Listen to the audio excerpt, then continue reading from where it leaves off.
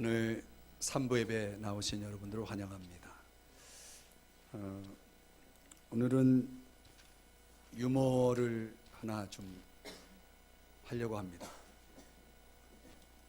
재미없어 하실 것 같지만 영구 시리즈인데요. 영구가 어느 날 하늘을 보면서 별을 세는 겁니다. 별을 세다가 또 틀리고 세다가 또 틀리고 이걸 반복하니까 짜증이 났어요. 그래서 옆집에 사는 천문학자 박사님을 찾아가서 별이 몇 개냐고 물었습니다. 이 박사가 별을 워낙 많고 별이 생겼다 없어지고 막 하기 때문에 정확하게 알 수가 없다. 그러니까 영구가 화를 내면서 아시는데 안 가르쳐 주려고 그러죠. 그래서 빨리 몇 개인지 가르쳐 달라고. 그리고 때를 쓰는 거예요. 다음 날도 가가지고 또 때를 쓰고 그 다음 날 또 때를 쓰고 자꾸 와가지고 귀찮게 하니까 천문학자가 너무 화가 나가지고 그만두라니까 하고서 소리를 퍽 질렀어요. 호통을 쳤죠.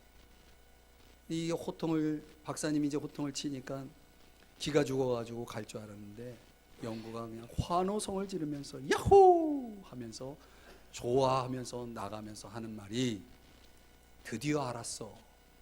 별의 개수를 드디어 알았어. 92개야. 다 그랬다는 거예요. 92개. 무슨 얘기인지 아직도 필이 안 와가지고 지금 웃지를 못하시는 분들은 참 안타깝습니다. 92개입니다. 그래서 천문학자 이 박사님하고 연구하고 잘 지냈다는 이야기입니다. 여러분 한 주간 잘 지내셨습니까? 우리가 살면서 좋은 관계 속에서 행복한 삶을 사는 것이 중요합니다. 무엇이 좋은 삶을 만들어내는가에 대해서 하버드 대학에서 연구를 하게 되었는데요. 1938년서부터 시작해서 약 75년 동안 700여 명의 남성들을 대상으로 해서 연구를 했다고 합니다. 거기에 80%의 인생에서 가장 중요한 목표가 80%에 해당되는 사람들에 있어서 그들의 인생에서 가장 중요한 목표로 삼는 것이 무엇인가에 대해서 이 연구진이 발견한 것은 좋은 관계였다고 합니다. 좋은 관계가 결국은 우리의 삶을 윤택하게, 행복하게, 좋게 만들어 준다는 거죠. 그러면 이 좋은 관계라는 것은 도대체 뭘까? 이 좋은 관계를 또 연구해 보니까 그 관계에서 배운 3가지가 있었다는 겁니다. 첫 번째는 사회적인 긴밀한 연결. 지금은 이 컨텐츠의 시대가 아니라 커넥션의 시대다. 그러니까 좋은 컨텐츠를 만드는 것이 중요한 것이 아니라 그 컨텐츠를 얼마나 커넥션을 할 수 있느냐가 기업도 살고 개인도 살고 이런 이야기를 최근에 제가 읽고 있는 책의 저자가 주장을 하더라고요. 아주 흥미롭게 제가 평소에 잘 읽지 않는 분야의 책이기 때문에 그 책을 보면서 참 도전을 많이 받고 있는데요. 지금은 뭔가 하나의 컨텐츠를 만들어서 그걸 가지고 최고의 컨텐츠를 만들어서 승부하는 시대는 끝났다는 것입니다. 이제 모든 것이 다 공유되는 시대가 되다 보니까 내가 가지고 있는 최고라는 것은 최고가 될 수가 없는 것입니다. 그러니까 얼마나 많이 이 커넥션을 이루어 가느냐가 그 컨텐츠의 가치를 또 만들기도 하고, 수없이 많은 컨텐츠가 만들어지고 사라지는 그런 시대 속에서 살아남을 수 있다는 거죠. 어떻든 사회적으로 이 긴밀한 연결, 1차적으로는 가족이 되겠고 2차적으로는 친구, 또는 더 나아가면 공동체, 이 교회 같은 이런 공동체가 해당이 되겠죠. 그럼 얼마큼 커넥션이 잘 이루어지느냐가 그 사람이 좋은 관계를 이루어서 좋은 삶을 영위하는 방법이라는 거죠. 두 번째는 뭐냐면 이 숫자가 아니라 질이다. 얼마나 많은 사람이 내 주변에 관계를 맺고 있느냐 보다도 얼마나 질적인 관계를 많이 갖고 있느냐가 더 중요하다는 사실이죠. 참 의미 있는 얘기 아닙니까? 그리고 세 번째는 애착 관계입니다. 애착이 있어야 된다. 이 관계라고 하는 것이 굉장히 형식적인 관계도 얼마나 많습니까? 그러니까 애착 관계가 이루어질 때 그 사람의 인생에 있어서는 아주 좋은 삶이 가능하다라는 얘기죠. 우리가 한번 마음에 두고 생각해 볼 만한 내용이라고 생각합니다.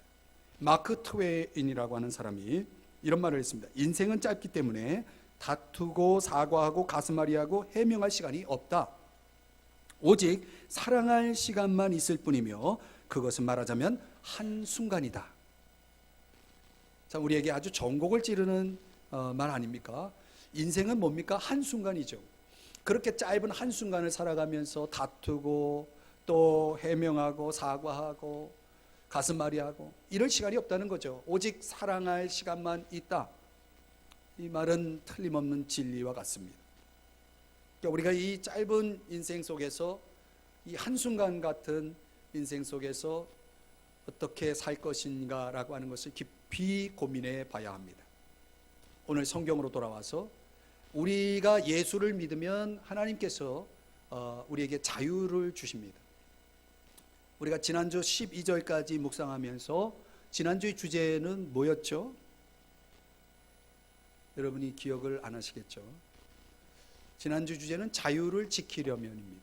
자유는, 우리에게 주어진 자유는 지켜져야 되고 그 자유를 누릴 수 있어야 됩니다. 어떻게 해요?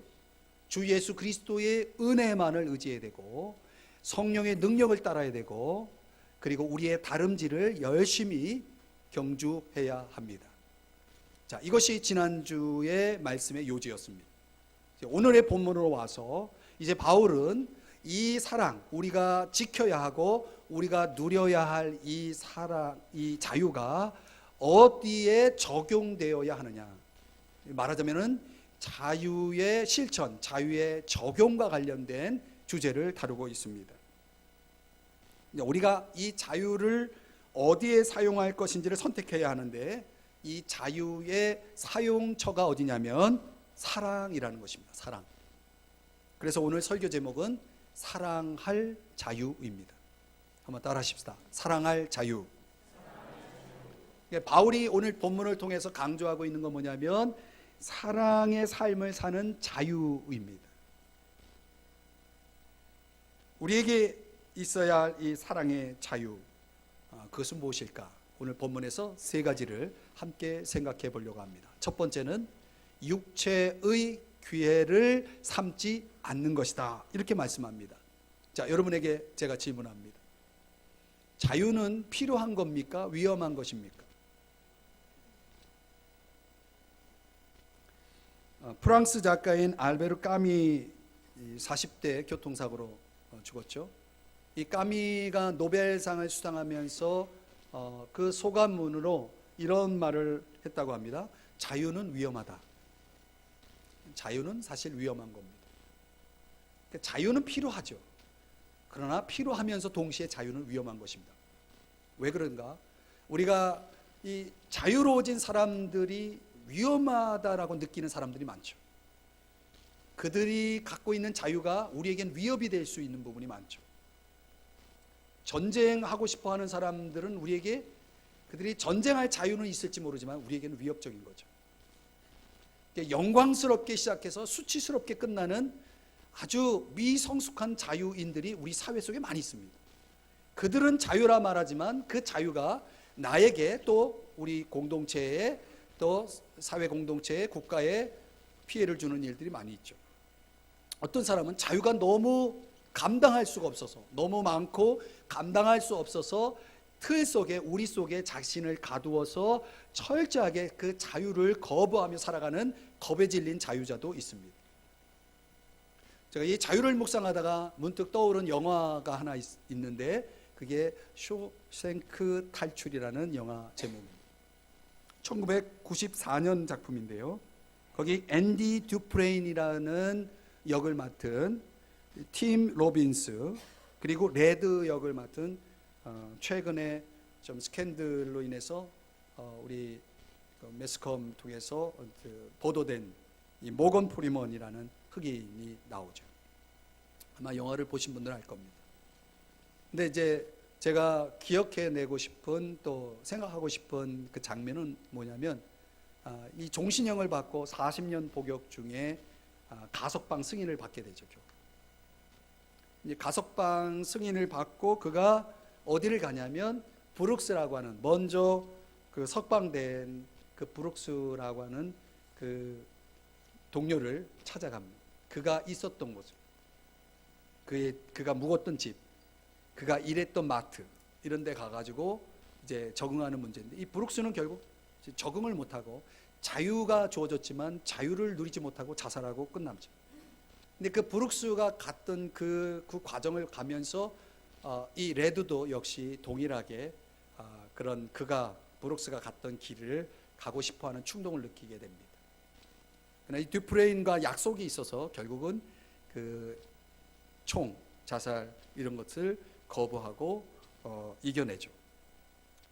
저는 이 레드가 보여준 모습, 그 영화 속에서 보여준 모습을 보면서 이게 느껴지는 거예요. 자유는 자유를 얻는 것이 참 힘들구나. 또 더 힘든 건 뭐냐면 자유를 누리는 것이 힘들구나. 그 영화 속에서 보여진 장면이지만 사실은 우리의 현실이 그렇지 않습니까?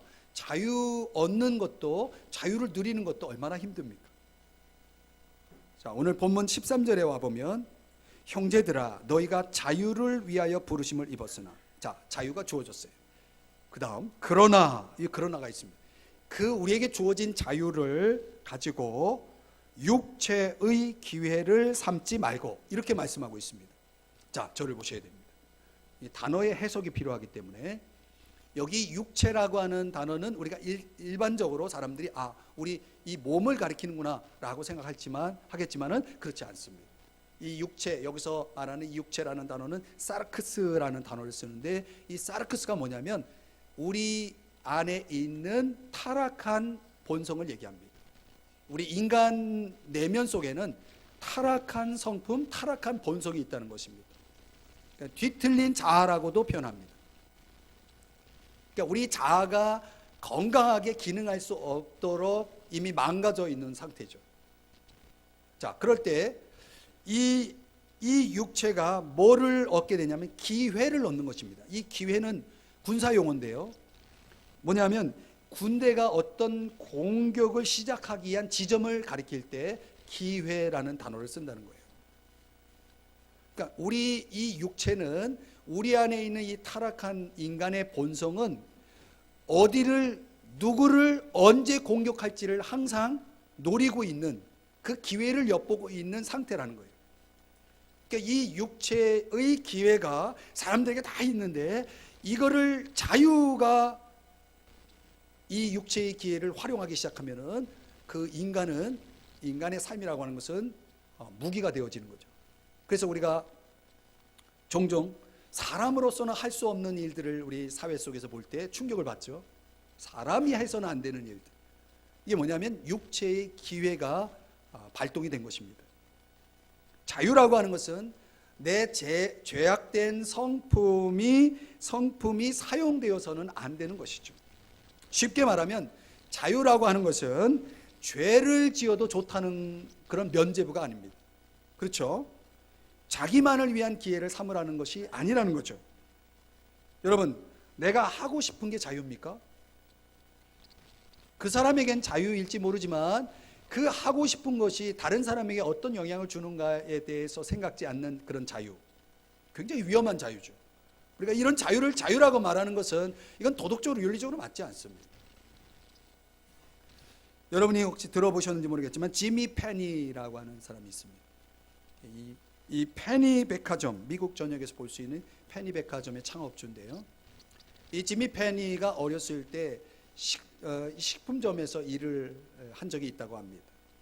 어느 날 그 일을 하고 돌아와 가지고 아버지한테 이렇게 말하는 것입니다. 오늘 우리 주인이 아주 싸구려 커피를 가지고 비싸게 팔더라, 이런 얘기를 하는 겁니다. 그것도 아주 자연스럽고 재미있게 그 이야기를 하는 거예요. 그러니까 아버지가 볼 때에는 이 아들이, 지미가 너무 태연스럽게, 이 주인이 남 속여가지고 장사하는 것, 이윤을 남기고 있는 것을 가지고 이걸 너무 자연스럽게 표현하고 즐겁게 이야기하는 것을 보면서 이 아버지가 지미에게 이렇게 말하는 것입니다. 너 만약에 어떤 사람이 너 식품점 주인에게 물건값을 속여가지고 팔아서 이윤을 많이 남겼다고 한다면 그 주인이 그 판 사람을 좋은 사람이라고 생각하겠니? 이 무르나 마나 하는 질문을 던진 거예요. 아, 그렇지 않겠죠. 나쁜 사람이죠. 그렇게 생각하겠죠. 자, 그러자 아버지가 지미에게 이렇게 말했다고 하죠. 지미야, 너 내일 당장 오늘까지 일한 거 값 달라고 하고 당장 사표 내고 나와라. 이렇게 얘기를 해줬다는 것입니다. 그러니까 지미가 그 당시만 해도 이렇게 이 직장을 구한다는 게 굉장히 어려운 시대였다고 합니다. 근데 일 그만두고 또 다른 곳에 가서 직장을 구하면 되는 그런 것이 아주 어려운 시대였기 때문에 직장을 그만두라는 것은 당분간은 직장을 얻을 때까지 놀아야 된다는 얘기예요. 그런 면에서는 지미에게는 좀 불편한 말씀이죠. 아버지의 그 말을 따르기에 굉장히 힘든 거죠. 그런데 아버지가 말씀한 대로 그렇게 따랐다는 것입니다. 그래서 이 지미 페니가 크리스천 대사업가로 그런 아름다운 명성을 드러낼 수 있었던 계기가 뭐냐면 이 아버지의 바로 이 말 한마디가 그에게 영향을 주었다는 거예요. 정직하게 살아야지. 남 속여가면서 이윤을 남기는 것이 그게 그렇게 도덕적으로 윤리적으로 합당하지 않다. 그러니까 이 지미 페니의 일생 속에 그 아버지가 보여줬던 모습, 너무나 도덕적으로 맞지 않는 것들을 평범한 일로 웃어 넘기고 있는 그 아들의 모습을 보면서 굉장히 아버지가 마음적으로 굉장히 충격을 받고 그렇게 아이를 올바른 길로 인도하였기에 그 크리스천 대사업가가 등장할 수 있게 되었다라는 얘기입니다. 사랑하는 여러분, 그러니까 사랑할 자유라고 하는 것은 어떤 차원에서는 기회죠. 기회의 한 측면이죠. 근데 그 기회가 주어질 때 우리들이 그냥 내가 하고 싶으면 하는 그런 차원이 아니고 여기서 반드시 두 가지 질문을 던져야 된다는 거예요. 정확하게는 세 가지 질문이죠. 첫째는 이것이 누구를 위한 것이냐는 거죠. 우리가 우리에게 주어진 어떤 일을 할 기회가 주어졌을 때 누구를 위한 것이냐. 두 번째는 내가 하고 싶기 때문에 하는 것이냐라는 거죠. 자, 이런 질문들을 또 생각해 볼 수 있는 말씀이 고린도전서 10장 23절에 말씀하고 있는데 제가 읽어드리면 이렇게 말씀합니다. 모든 것이 가하나 모든 것이 유익한 것이 아니요 모든 것이 가하나 모든 것이 덕을 세우는 것이 아니다. 그러니까 모든 것이 가하다라는 얘기는 뭡니까? 자유죠. 우리 신앙인들에게는 자유가 있다는 것입니다. 모든 것을 할 수 있다는 것입니다. 그러나 하되 그것이 두 가지의 차원의 여과기를 통과해야 됩니다. 하나는 유익한가, 나에게 유익하고 또 상대에게 유익한가라는 것이고, 두 번째는 뭡니까? 그것이 덕을 세우는 일인가, 덕성이 있어야 된다는 거죠. 여기 하나 더 추가하면 고린도전서 10장 31절의 말씀에 보면 무엇을 하든지 다 하나님의 영광을 위하여 하라라고 말씀합니다. 하나님의 영광, 이게 이 일이 이 기회가 하나님께 영광이 되어지는가. 여러분, 우리가 하고 싶은 것을 하는 차원의 삶이라고 하는 것은 우리가 기독교적인 관점에서 보면 미성숙한 거예요. 그리고 그런 차원에서 행사되는 자유라고 하는 것은 굉장히 위험할 수 있는 거죠. 육체의 기회가 될 수 있는 가능성이 있습니다. 사랑하는 여러분, 사랑할 자유는 그러므로 육체의 기회를 삼는 것이 아닙니다. 여기에 반드시 유익성과 덕성과 영성이 따라와야 된다는 거죠. 이게 빠지면 거기에 사랑할 자유는 될 수가 없는 것입니다. 두 번째, 사랑할 자유란 서로 종 노릇하는 것입니다. 자, 여러분, 저를 보시죠. 그리스도인들이 자유를 누리는 길이 뭐냐 묻는다면 자유는 고립 상태에서는 불가능합니다. 아무도 없고 나 혼자만 있는 것은 자유라 말할 수 있습니다. 자유는 대상이 필요합니다. 대상. 함께 더불어 살아가는 삶을 통해서만이 진정한 자유가 평가될 수 있는 거죠. 자, 그렇다면 그 자유의 삶을 표현하는 가장 좋은 길이 뭐냐? 사랑하는 것이다 라는 것입니다. 사랑하는 것이다. 요한일서 4장에 보면은 사랑을 잘 정의해 줍니다. 사랑이 뭐냐? 이렇게 말씀합니다. 사랑에 대해서 하나님이 이같이 우리를 사랑하셨은즉 우리도 서로 사랑하는 것이 마땅하다. 우리가 사랑하면 그가 먼저 우리를 사랑하셨음이라. 이런 말씀이 나와요.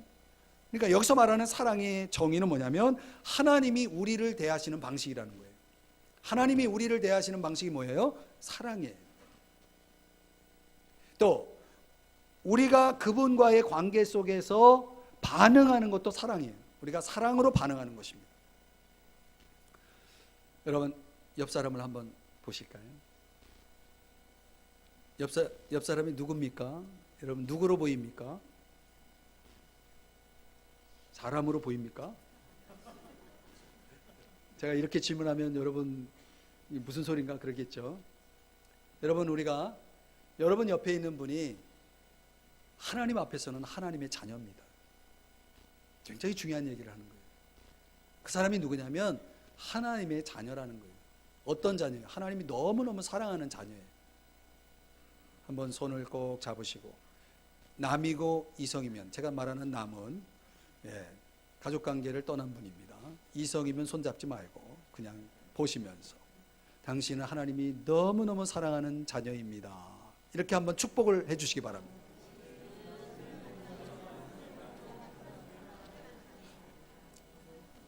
여러분, 그렇게 말해놓고 원수로 보면 안 됩니다.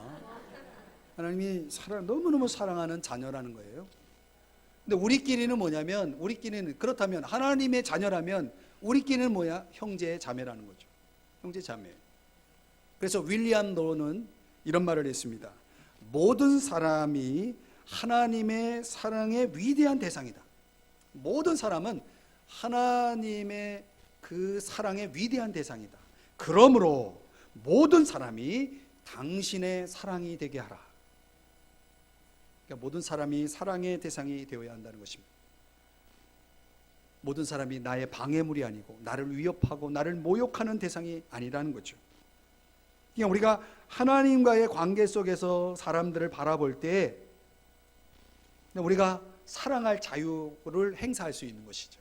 반대로 얘기하면 하나님과의 관점, 하나님의 관점을 잃어버리면 우리는 사람을 어떻게 보냐면 이용할 대상으로 보는 겁니다. 여러분, 사람을 이용하는 사람 얼마나 많아요. 또 때로는 사람을 제거할 대상으로, 저 사람이 없어야 내가 살아, 사람을 제거할 대상으로 보는 그런 눈도 있죠. 그러니까 우리가 하나님의 관점을 제대로 갖고 살지 않으면 사람을 사람으로 대하지 않게 되는 것입니다. 자, 13절을 한번 보실까요? 13절 끝부분에 이렇게 말씀하죠. 서로 뭐하라? 종노릇하라. 이 종노릇이라는 것은 섬긴다는 뜻인데요. 여러분, 자유가 뭡니까? 종노릇하는 거예요. 다시 말하면 섬기는 것입니다. 섬김의 기본이 뭡니까? 사랑 아니겠습니까? 사랑. 사랑 때문에 종이 되는 거고 섬기는 것입니다. 여러분, 자녀를 사랑하지 않습니까? 그래서 자녀들의 종이 되지 않습니까? 안 그래요? 출애굽기 21장에 보면은 굉장히 아름다운 이야기가 나오는데요. 하나님의 백성인 이스라엘 백성들에게 하나님 율법을 주신 것 가운데 뭐가 있냐면, 그 율법 가운데는 종이 주인을 7년 동안 섬기면, 몇 년이요? 7년 동안 섬기면 안식년법에 의해서 자유를 얻게 됩니다. 그러니까 아무리 내가 노예라도 7년 이상은 노예 신분을 가질 수가 없습니다. 법에 의하면 자유인이 되는 것입니다. 이제 7년이 되었어요. 근데 종이 주인에게 찾아가 가지고, 이 노예가 주인에게 가가지고 주인님, 사실 법에 의하면 저는 오늘부터 자유인이지만 저는 자유를 포기하고 당신의 영원한 종이 되겠습니다. 이렇게 이야기합니다. 내가 당신의 영원한 종이 되겠습니다. 여러분, 좀 이상해진 거 아닙니까? 지금 오늘부터 자유인데 이 자유를 포기하고 영원한, 그것도 1년도 아니고 2년도 아니고 영원한 종이 되겠다라고 말하는 건, 이건 그 노예가 지금 뭔가 정신 이상을 보이고 있는 거 아닙니까? 그 주인이 그걸 받아들이기가 어렵죠. 무슨 소리야? 법에 의하면, 하나님이 주신 법이야. 너는 자유야. 이제 더 이상 나의 노예가 아니야. 이렇게 얘기를 해도 막무가내. 나는 당신의 영원한 종이 되겠습니다. 그렇게 말하는 거예요. 그 주인이 물어요. 도대체 이유가 뭐냐고. 왜 자유를 포기하고 나의 영원한 종이 되기를 원하냐. 그랬더니 그 종이 하는 말이 이렇습니다. 주인님을 사랑하거든요. 굉장히 아름다운 이야기죠. 사랑하면요, 자유를 포기할 수도 있는 거죠. 어쩌면 그 노예는 영원한 자유인이 된 것과 같습니다. 자유를 포기한 것이 아니라 사실은 자유를 행사한 것이다.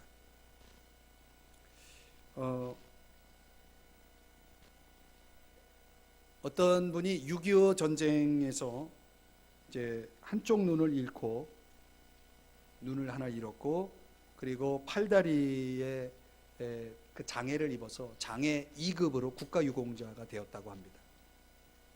근데 그분에게 아들이 있었는데 이 아들이 굉장히 아버지의 이름이 굉장히 반갑지가 않아요. 왜냐하면 병신 아들이라고 친구들이 놀리는 거예요. 그 과거에는 이 장애를 가진 사람들에 대해서 상당히 사람들의 시선이 곱지 않잖아요. 오늘날에도 뭐 그런 분들이 있겠지만은 어떻든 아버지 때문에 자기가 병신의 아들이라고 자꾸 놀림을 받으니까 상처를 입죠. 그러니까 아버지도 그걸 아는 거예요. 그러니까 뭐 장애를 입고 있는 국가유공자로서 뭐 이렇게 일을 제대로 했겠습니까? 늘 가난한 거죠. 이 가난 속에서 친구들과의 관계 속에서 또 놀림을 받고 이런 이중고를 겪고 있던 이 아들을 향해서 아버지는 술을 먹고 술 힘을 빌려가지고 할 수 있는 말이 한마디였다고 해요. 아들아 미안하다. 아들아 미안하다. 이 아버지 때문에 너가 가난한 아들이 되었고 아버지 때문에 너 친구들한테 놀림받잖아. 아들아 미안하다. 이렇게 말했다는 거예요.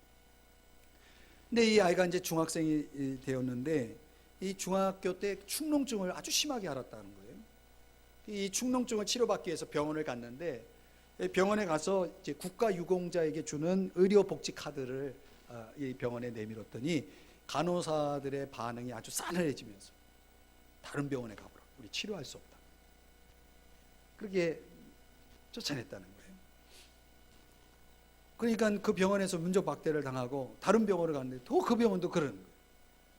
이게 의료복지 카드를 내밀면은 그 병원에서 치료를 거부하는 거예요. 그러니까 이 축농증 심해서 치료받기 위해서 병원을 찾다가 이것 때문에 또 이 아이가, 이 학생이 이제 상처를 받은 거죠. 그러니까 그렇게 하다가 자신을 받아줄, 이 치료해줄 병원을 찾던 중에 어느 날 그가 찾은 병원의 의사가 이학산이라는 의사인데 이 의사가 이제 외과 의사래요. 근데 의료복지 카드를 또 내밀지 않았겠습니까?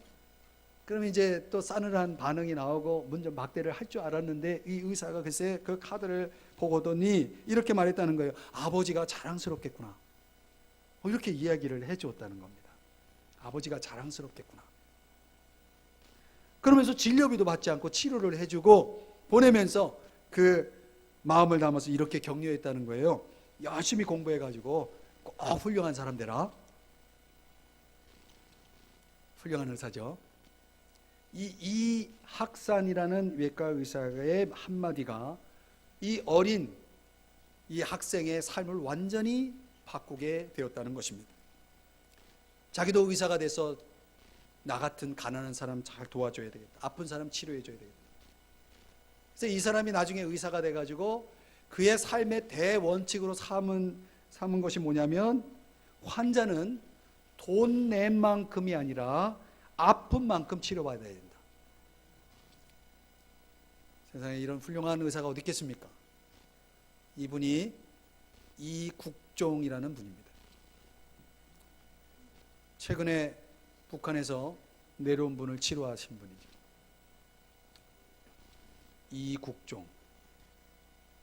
이국종이라는 훌륭한 의사를 만든 한마디, 이학산이라는 외과 의사의 한마디. 아버지가 자랑스럽겠구나. 다 문전박대하고 자기 이 심한 축농증 하나 치료해주지 않는 병원들이 수두룩한데 이 의사가 자기를 그렇게 받아준 것이 너무나 감사하고, 자기를 그렇게 받아주고 격려해 준 것이 너무나 고마워서, 그 사랑이 너무 고맙고 그 섬김이 너무 고마워서 자기가 이런 삶을 살게 되었다는 인터뷰 간증의 내용이에요. 사랑하는 여러분, 이 학산이라는 의사가 그 의료복지 카드를 들고 있는 그 어린 학생을 보면서 어떻게 봤습니까? 사랑의 대상으로 본 거죠. 섬김의 대상으로 본 거죠. 사랑하는 여러분, 이스라엘의 철학자인 아비샤이 마갈릿이라고 하는 분이 쓴 배신이라는 책에 보면은, 거기에 보면 이런 대목이 나와요. 이 문학 속에 등장하는 이런 인생 모델이 있는데, 사실 그 문학 속에 등장하는 인생 모델 보여주는 이야기가 그 인생을 담아낼 수 있는 모든 이야기가 될 수 없다는 겁니다.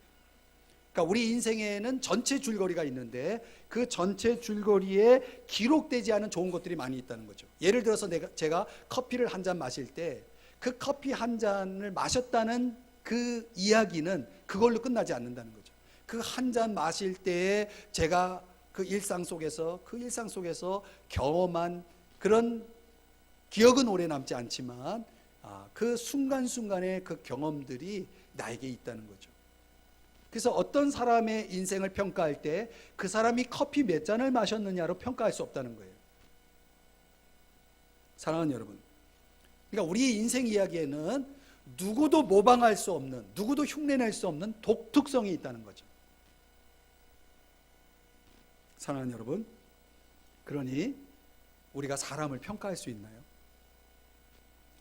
그 사람의 인생이 가지고 있는 스토리를 모르고 그 사람을 평가할 수 있나요?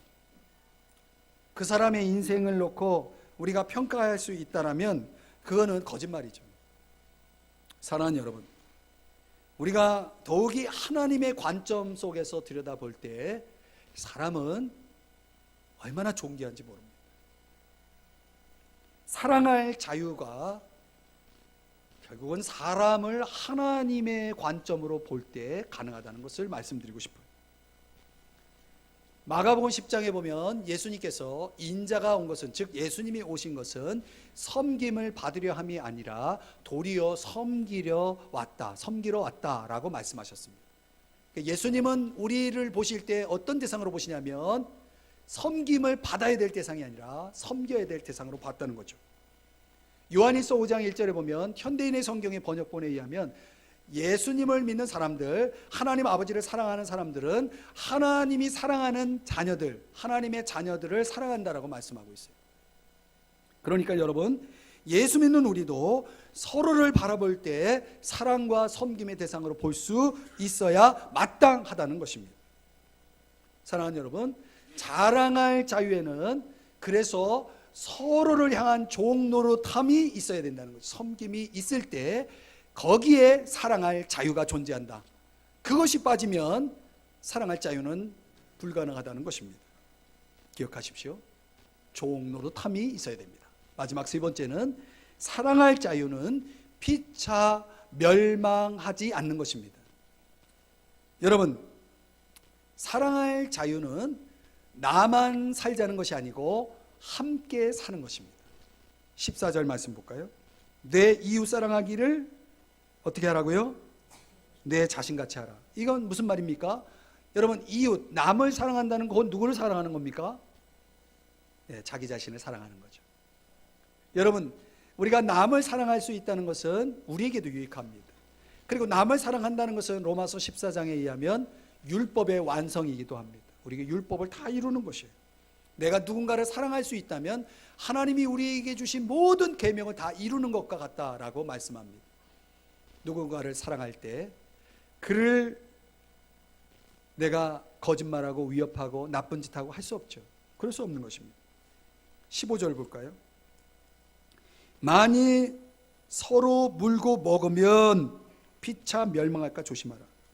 여러분, 물고 먹는다는 것은 이 동물적인 본능을 의미하는 것인데요, 여러분, 사람이 어떻게 저럴 수가 있지라고 말할 때 그 사람의 행동은 뭐와 같습니까? 짐승과 같죠. 이 동물적인 본능 속에서 살아가는 사람들은 육체의 기회를 삼는 사람과 거의 맞물려 갑니다. 육체의 기회라는 건 뭐냐면 우리 속에 있는 타락한 본성이죠. 이 타락한 본성이 행하는 그 행위가 물고 먹는 것입니다. 이 동물적인 본능을 보이는 거죠. 무서운 겁니다. 그래서 여기 보면 물고 먹으면 피차 멸망한다. 이거를 원어에 보면은 점점 강한 동사를 사용하고 있어요. 뒤로 갈수록 더 점점 강해요. 그러니까 얼마 못 가가지고 서로가 뭐가 됩니까? 파멸이 되는 것입니다. 파괴되는 것입니다. 여러분, 우리 사회가 이 서로의 명성을 파괴하는 이 문화, 적대감을 자꾸 강화하는 쪽으로 가는 문화가 있습니다. 저는 그것이 자유가 아니라 파멸의 길이라고 생각합니다. 근데 우리 사회 속에 이 물고 먹는 이 문화가 사라져야 됩니다. 그러려면 두 가지가 없어져야 됩니다. 첫째는 율법주의가 없어져야 됩니다. 여러분, 갈라디아 교회 안에는 율법주의자들이 있었어요. 그 율법주의자들의 삶의 기준은 뭐냐면 율법입니다. 그리고 율법을 어길 때에는 정죄를 합니다. 비판을 하는 거죠. 왜 이거 안 지키냐고. 율법주의라고 하는 것은 자신이 가지고 있는 율법의 기준 하에서 살아가는 것인데, 그 율법과 사랑이 결합되지 않으면, 사랑이 빠져버리면 율법은 뭐만 남냐면 정죄만 남습니다. 사람을 볼 때 율법적으로 보는 사람들은 자꾸 흠을 잡습니다. 왜 이거 못하냐, 저거 못하냐. 장점보다는 뭘 많이 봐요? 단점을 찾습니다. 너 왜 이거 못하냐. 우리들 속에는 알게 모르게 이런 율법적인 것이 들어와 있을 수 있다는 거죠. 사랑을 잃어버리면 타인을 비판하는 태도가 자리 잡게 되어 있습니다. 그래서 여러분, 혹시 누군가의 문제를 지적하고 싶다면 다른 데 가서 수군거리지 말고 그 사람과 그 사람의 문제를 직접 대면할 필요가 있습니다. 그게 신사적입니다. 그게 올바르습니다. 그래야 파괴적인 비판으로 가지 않습니다. 여러분, 부끄러운 얘기지만 며칠 전 뉴스에 보니까 목사와 목사가 주먹질을 해가지고 목사 한 분이 구속됐다라는 얘기를 들었어요. 여러분, 목사도 싸우네요. 부끄러운 얘기죠.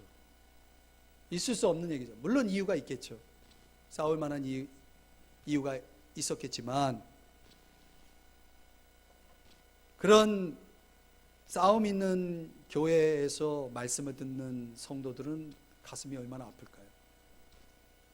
그런 교회를 통해서 하나님의 영광이 나타나겠습니까?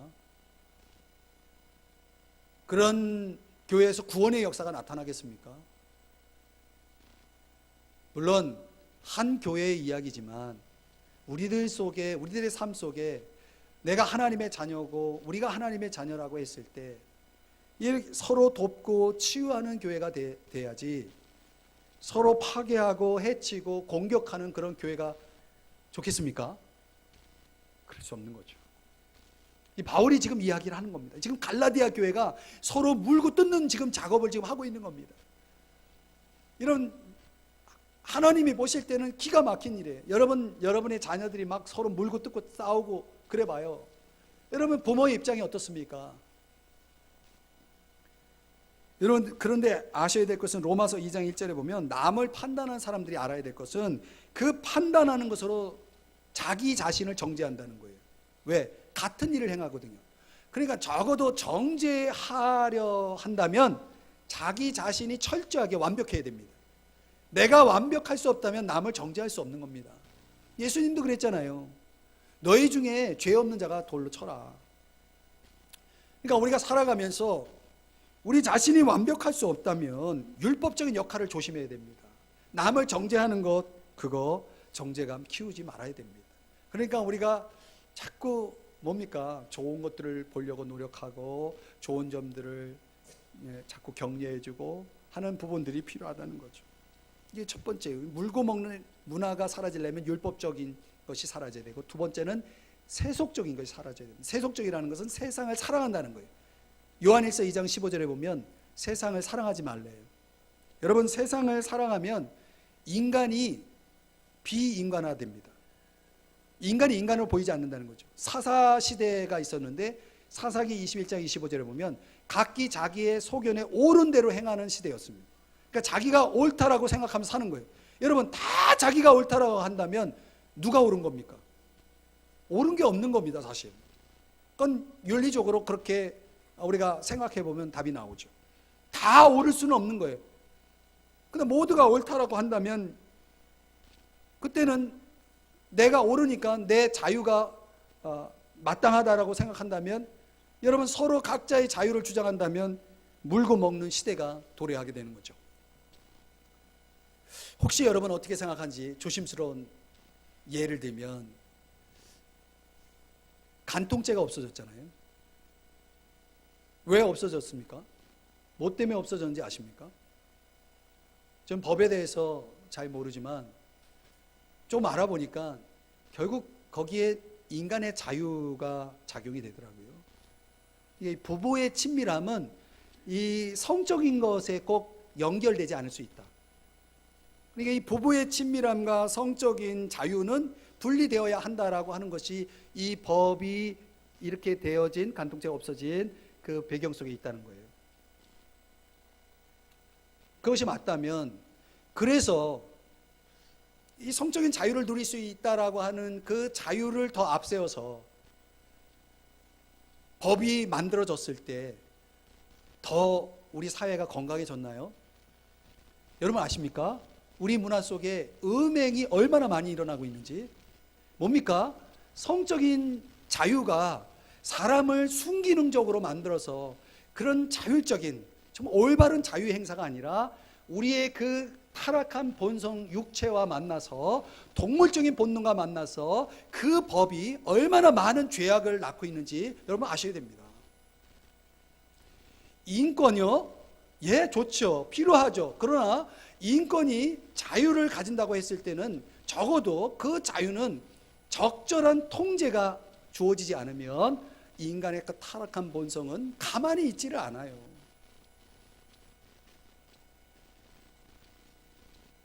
또 하나 조심스러운 예를 들면, 여러분, 학원법이 이 학생들의 인권, 이 자유를 보장하자는 의미에서 학원법이 제정이 됐는데요.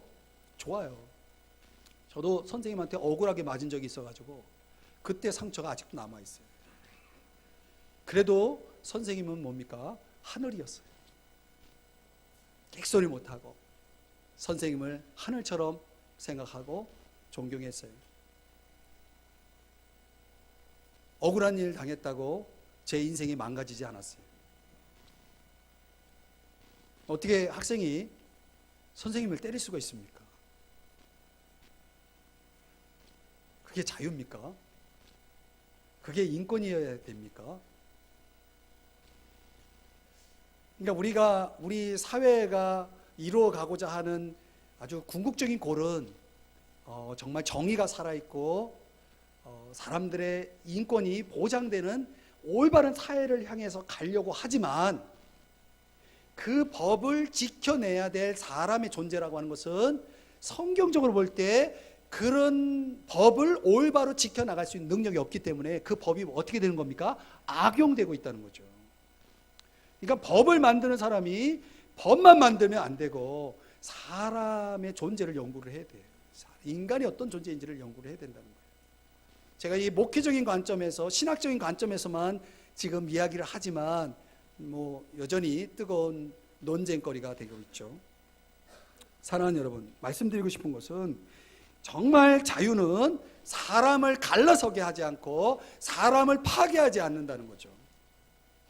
골로새 3장에 보면은 하나님의 선택을 받은 사람들은 긍휼과 자비와 겸손과 온유와 용서와 사랑이 있어서 온전하게 매는 띠를 가지고 있다라고 얘기합니다. 골로새 3장 12절에서 14절 말씀이에요. 요약하면 그래요. 그러니까 진정한 자유, 사랑할 자유라고 하는 것은 거기에 뭐가 있어야 돼요? 긍휼이 있고 자비가 있고 겸손이 있고 온유가 있고 용서가 있고 사랑이 있을 때, 그것이 우리를 더 뭐예요? 같이 살게 하는 거죠. 온전하게 매는 거죠. 우리를 파괴하고 분리시키고 망가뜨리는 것이 아니라 우리를 더 온전하게 하나 되도록 만들어준다는 거죠. 아멘이십니까 여러분? 말씀을 정리하고 마칠게요. 아주 오래전에 제가 여러분에게 소개했던 정현종 시인의 방문객이라고 하는 시가 있습니다. 이런 내용이에요. 사람이 온다는 것은 실은 어마어마한 일이다. 그는 그 사람의 과거와 현재와 그의 미래와 함께 오기 때문이다. 부서지기 쉬운, 그래서 부서지기도 했을 마음이 오는 것이다. 그 갈피를 아마 바람은 더듬어 볼 수 있을 마음. 내 마음이 그런 바람을 흉내낸다면 필경 환대가 될 것이다. 이 표현이 참 멋있어요. 사람이 온다는 것은 어마어마한 일이다. 그 한 사람의 인생 속에 얼마나 많은 스토리가 있습니까? 우리가 하나님이 내게 주신 자유라 해서 내가 하고 싶은 대로 막 이 자유를 사용해야 되겠습니까? 그 자유는 추한 자유죠. 비겁한 자유죠. 잘못된 자유죠. 우리에게 필요한 자유는 그런 자유가 아니죠. 사랑할 자유가 있어야 된다는 거죠. 어마어마한 일, 그 사람을 맞이하는 것을 환대할 수 있는 그런 자유가 우리에게 필요한 거죠. 덕성이 있어야 되고요, 유익해야 되고요, 하나님의 영광을 드러내는 영성이 필요한 거죠. 육체의 기회가 아니라. 여러분, 사랑은 종로로 타는 겁니다. 섬기는 겁니다. 서로 종로로 탈 수 있는 자유. 우리 같이 죽자가 아니라 우리 같이 좀 살자라고 말할 수 있는 그런 자유가 우리에게 필요하지 않습니까? 사랑하는 여러분, 사랑할 자유가 우리에게 있습니다. 다 같이 자리에서 일어나서 찬송 부르시고 축도로 예배를 마치겠습니다. 사랑합니다 나의 예수님, 사랑합니다 나의 예수님, 사랑합니다 아주 많이요, 사랑합니다 나의 예수님, 사랑합니다 그것뿐이에요. 사랑한다 사랑한다 하느라 내가 너를 잘 아노라 사랑한다 내 딸아 내게 축복 더하노라 내게 축복 더하노라. 기도할게요. 사랑하시는 주님,